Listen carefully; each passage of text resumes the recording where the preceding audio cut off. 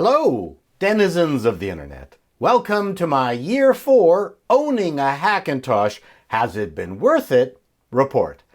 Hard to believe, but it's been 4 years since I built my very first Hackintosh. Time flies when your computer is exploding every day! Welcome back. My computer isn't exploding every day. I only said that to keep you on the edge of your seats. I guess it was clickbaiting. I wanted you to stay after the intro. I feel so dirty. But YouTubing has become such a dirty business. Anyways, in this episode, I will cover the following topics. A brief history of my Hackintoshing. What has it been like to date? And what is the future of Hackintoshing? Some of you might want to know, how did I get into this Hackintosh thing in the first place?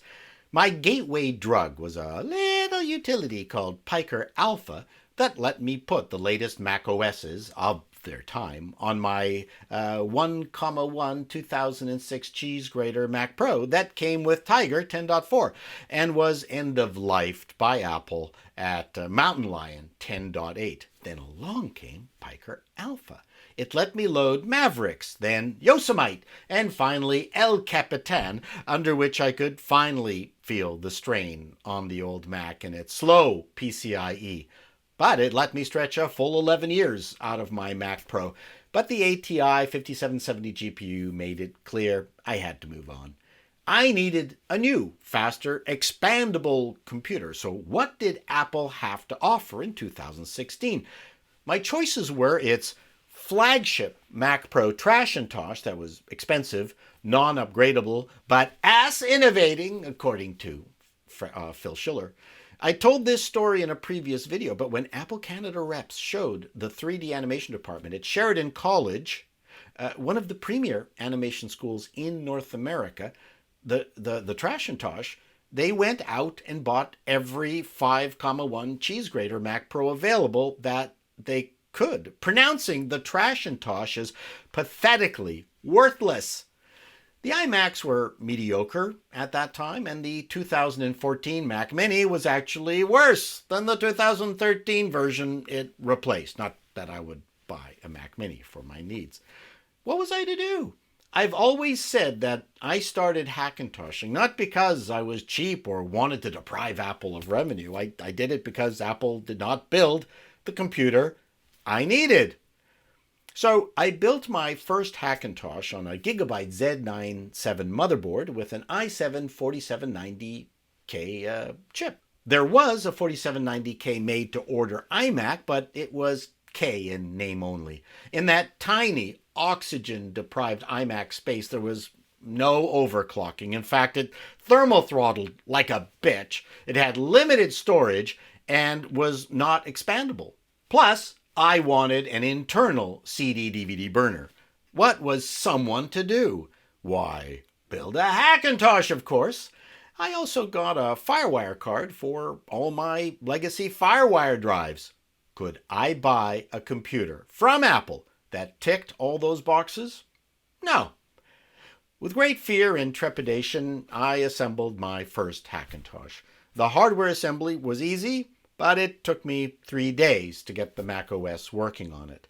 One day was actually devoted to realizing that the Samsung SSD that I bought was incompatible.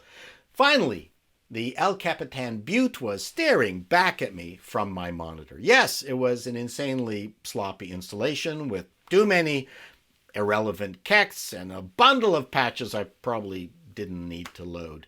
Yes, I was thrashing. But a year later, I got a hand-me-down Gigabyte Z170 board from my son and took the opportunity to buy an i7 7700K CPU. Honestly, from a processor standpoint, the performance was the same. But the Z170 offered modern features that the Z97 didn't, so I made the switch. My Clover installations had become cleaner, and I had a greater understanding of the config.plist's XML. Thus, I had 3 years of happy, mostly trouble-free computing with issues that had more to do with the OS than the hardware or Clover bootloader. Sierra was solid. High Sierra was a mess. Mojave was great. And Catalina is getting better. Now, it's year 4, and I would have happily continued using my 7700K, but I made a deal with the devil. If you watched my Musictosh videos, links below, you'll have learned that I made a deal that if I could not turn a Ryzen 3950X into a working Thunderbolt-enabled Musictosh, then I would buy the processor. So while the experiment was a failure, I was now the proud owner of a 3950X, a 16-core, 32-thread of 1x1 inch, $1,100 Canadian bit of insanity. It was also an opportunity to learn OpenCore, the hot new bootloader on the block. But I know what you're thinking. Apple now makes the Mac Pro, you stinking liar. You have an acceptable, expandable Apple choice. True. But it has 2 major failings. It cost 10,000 Canadian dollars more than my Hackintosh, and it doesn't have a dust filter. I did buy a 16-inch MacBook Pro because Apple finally fixed the keyboard, and the base model offered excellent value, everything I needed. I might be crazy, but I'm not stupid. Apple will not make a mid-tower Mac Pro as they had in the past because Apple wants you to buy the iMac Pro as a substitute. Very capable computers for people who don't already have a monitor and want all their storage to hang outside like a hernia. And so this video is sort of a bittersweet story because my 7700K was just 2 weeks away from being my 4th year Hackintosh experience. The Hackintosh is just ridiculously fast, and I finally sort of know OpenCore, which is really cool. The 2 things my 7700K did, which I still don't have, is Bluetooth and sleep. Hackintoshes don't sleep. I'm sure everything will be sorted out in some future update. In summary, it's all worked fine. Well, that's not entirely true. iMessage and FaceTime stopped working. On my MacBook Pro! Yes, on my one real Mac. iMessage and FaceTime were busted, while on my 2 Hackintoshes, they worked fine. How delicious that was to phone Apple support and ask them why the F they weren't working on my one real Mac. After about 20 minutes of testing and backing and forthing, they told me to update to Catalina 10.15.3, and that fixed it. That was pretty funny. It goes to show that crazy stuff can happen to any kind of system. Now, if you're going to Hackintosh, then you want to make the cleanest setup possible and, precisely or as closely match your hardware, or you will be in an endless loop of unknownity. And you deserve the problems that you've created for yourself. Hackintoshing is not for the faint of heart. Short update on the Hackintosh. It's working great, except I can't connect the Radeon 7's display ports to my monitor. The HDMI works fine.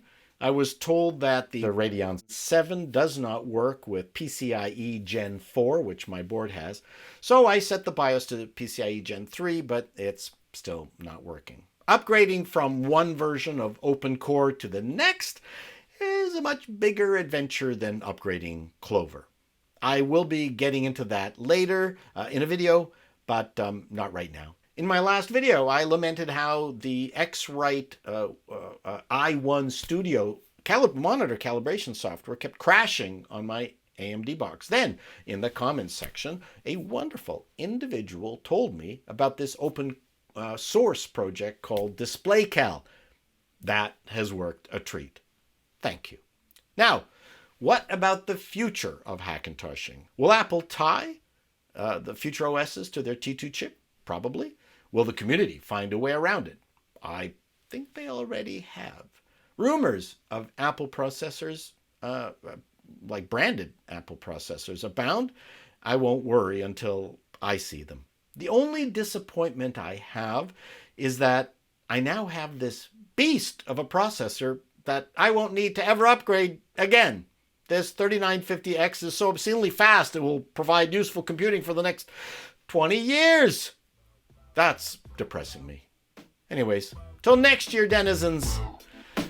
So loud.